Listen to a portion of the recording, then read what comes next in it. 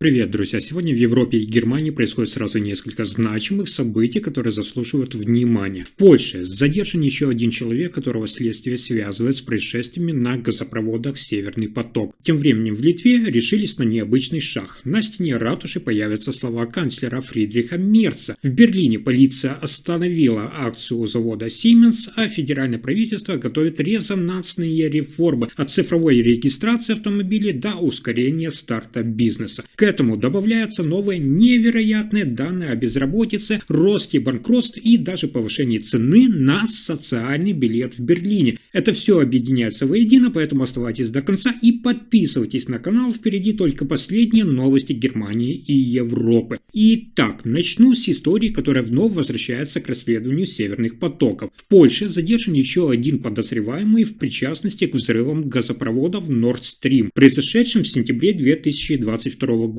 Немецкие власти выдали европейский ордер на арест, и именно по этому ордеру была проведена операция. По словам адвоката задержанного, речь идет о гражданине Украины по имени Владимир З. Арест произошел ранним утром в пригороде Варшавы в местечке Прушков. Прокуратура Польши подтвердила задержание и указала, что оно было выполнено на основании европейского ордера, выданного немецким судом. Немецкая генеральная прокуратура считает, что Владимир З. мог участвовать в планировании диверсии на газопроводах. Ранее, напомню, в августе 2025 года я вам рассказывал, аналогичное задержание было осуществлено в Италии. Там был арестован еще один подозреваемый, которого обвиняют в координации взрыва. Итальянский суд уже распорядился о его выдаче немецким властям. По версии следствия, члены группы использовали парусную яхту, стартовавшую из Ростока, чтобы подойти к участкам трубопровода у датского острова Борнхольм и установить взрывчатое устройство. В результате взрыва были повреждены тогда несколько ветвей трубопроводов «Северный поток-1» и «Северный поток-2». Задержание в Польше вызвало вопросы о сотрудничестве правоохранительных органов разных стран, ведь подозреваемый некоторое время якобы скрывался в Польше. Пока официальные комментарии польских и немецких властей по делу минимальны, ожидается, что в ближайшие часы будут обнародованы новые детали.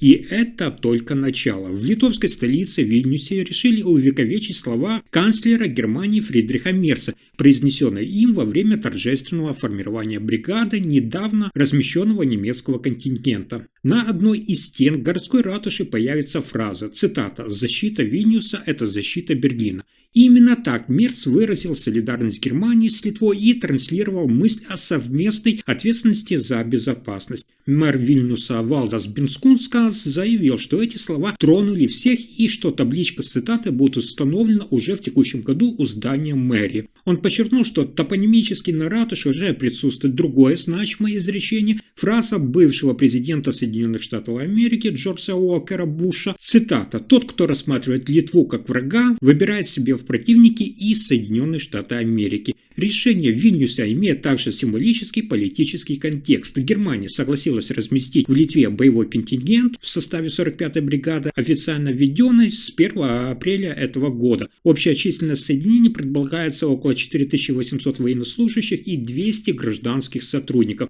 Таким образом, город Литвы не просто отмечает дипломатические слова, но также проявляет знак признания стратегического партнерства, которое Фридрих Мерц подчеркнул в своей речи. А теперь, внимание, следующая новость тоже очень важная. В Берлине полиция пресекла акцию пропалестинской группы, которая утром заблокировала въезды и выезды на территорию завода компании Siemens в районе Трептов. Несколько десятков активистов припарковали себя цепями и попытались парализовать работу предприятия. Правоохранители быстро вмешались, разблокировали территорию и восстановили доступ к заводу. Участникам акции разрешили переместиться к заранее обозначенному месту для демонстрации. Во время операции полиция задержала 2 человек. Им предъявлены обвинения в использовании символики запрещенной организации, что в Германии считается серьезным нарушением закона. Власти сообщают, что акция носила локальный характер и не привела к долгосрочным перебоям в работе предприятия. Однако причины и требования организаторов до конца не ясны.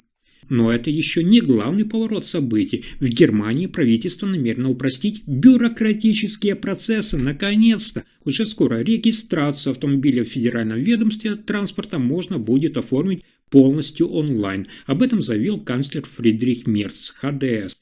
Также в планах ускорения процесса основания бизнеса. Зарегистрировать новое предприятие хотят в течение нескольких часов. Инициатива направлена на снижение административных барьеров и развитие цифрового управления. Кабинет министров обсуждает эти предложения на выездной сессии в Берлине. Цель – перевести в реальность обещания антибюрократии. Мерц подчеркивает, что в 21 веке государство не должно быть тормозом, а помощником. Цифровизация и автоматизация – это ключевые инструменты этого изменения. Остаются здесь вопросы. Смогут ли федеральные земли и муниципалитеты согласовать свои системы с единой платформой и хватит ли кадров и ресурсов для перевода процессов в онлайн? Тем не менее, это заявление один из тех первых шагов новой администрации, которая стремится показать, что жизнь для граждан станет проще.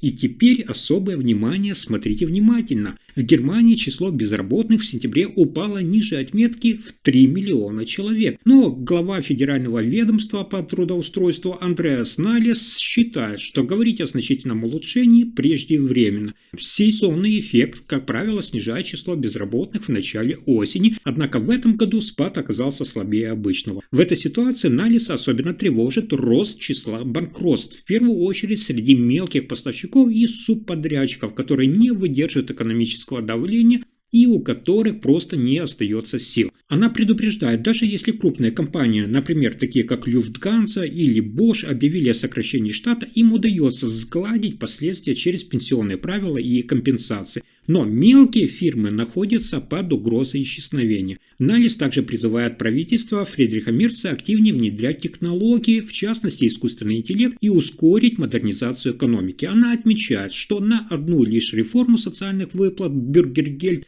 надежд недостаточно. Необходимо трудоспособный рынок труда и реальные возможности трудоустройства. Она считает, что усиление обязательств со стороны получателей пособий имеет смысл, но лишь в сочетании именно с рынком, способным принять их. Только тогда, по мнению Налес, можно ожидать реального движения в систему занятости. Следующий факт вызывает серьезные вопросы. С 1 января следующего года в Берлине увеличивается цена социального билета, то есть сниженного проездного для малоимущих. Сенат принял решение установить месячную плату в размере 27,5 евро, что на 45% больше текущего тарифа. Напомню, что в апреле текущего года цена этого билета уже поднималась с 9 до 19 евро. Теперь же билет возвращается к уровню, который действовал до 2022 года, до его временного снижения. Такие решения вызвали бурную реакцию в парламенте Берлина. Фракция левых и зеленых уже объявили, что подадут запрос на отмену повышения. Социальный сенатор Берлина Канцель Кизельтепе выступила в защиту мира. Она подчеркнула, что несмотря на ограничение бюджетных ресурсов, власти пытаются сохранить льготный доступ к городскому транспорту для людей с низким доходом. Кизельтепе считает, что возврат к старой цене – это шаг к справедливости, учитывая, что тариф ранее уже доходил до 27,5 евро. Критики же отмечают, что такое повышение затрагивает самые уязвимые группы населения, пожилых людей, тех, кто получает государственную помощь, и одиноких родителей. По мнению левой фракции, это социальный скандал под руководством Союза ХДС и СДПГ. Остается вопрос, удастся ли оппозиции собрать нужные голоса в Палате депутатов Берлина, чтобы остановить повышение тарифа. Если информация оказалась полезной, ставьте лайк, подписывайтесь на канал и делитесь видео. Спасибо за просмотр.